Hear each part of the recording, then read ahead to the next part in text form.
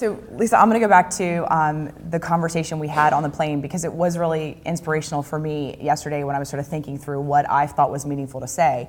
And you're at a large media company, and your challenge right now is how do you take all of these platforms of opportunity and actually make them actionable and create value for both as a programmer, because at the end of the day you create programming, that's, and bread is still buttered by your carriage subscriber compensation, right?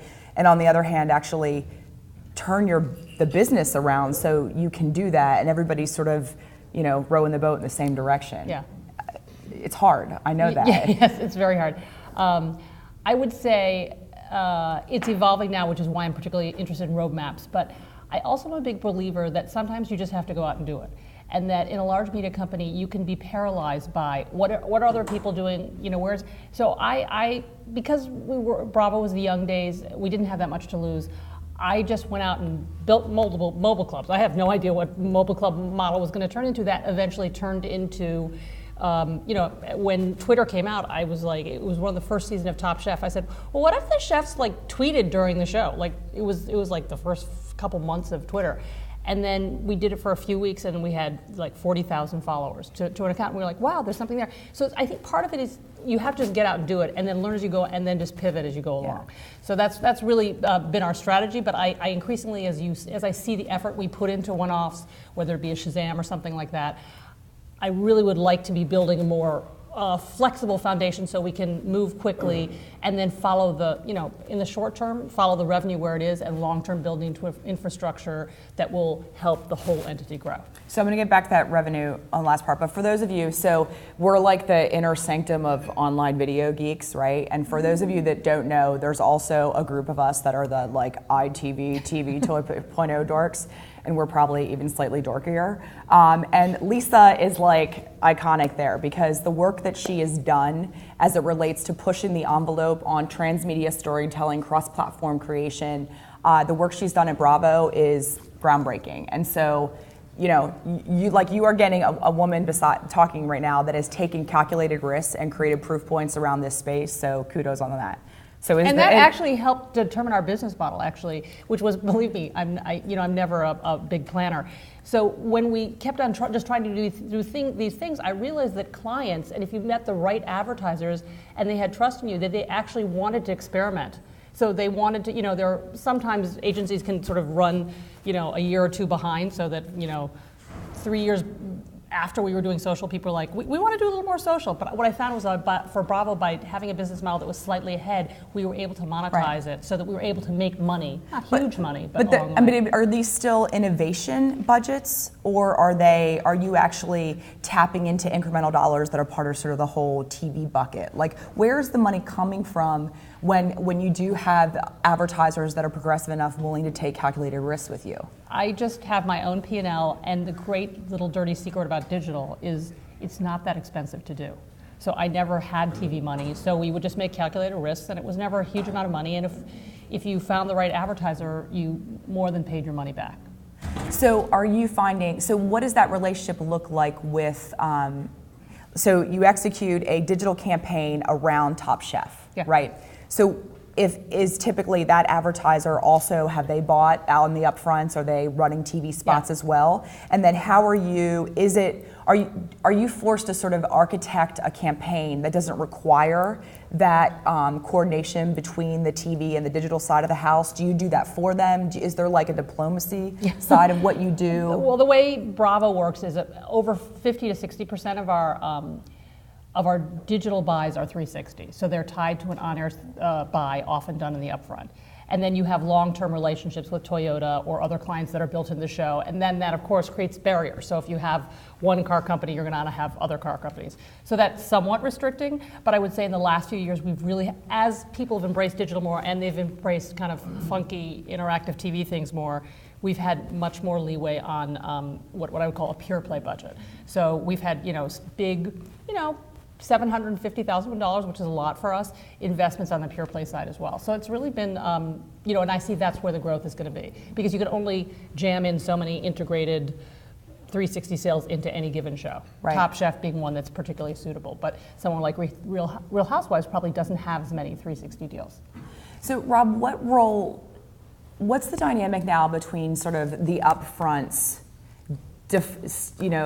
charting the course of then where the investments are in the second screen and the ecosystem around TV? Is that kind of the sun and everything else is the solar system? I mean, what's that dynamic, or does it just not matter? Is it about driving innovation for your clients and it doesn't necessarily need to be tied to endemic buys in television? Well, I think you have to start by understanding what the upfront market actually is. When I moved to the US, the upfront was a source of mystery to me. I'd heard it, and all I realized was that the men were men and the shrimp were terrified in the upfront.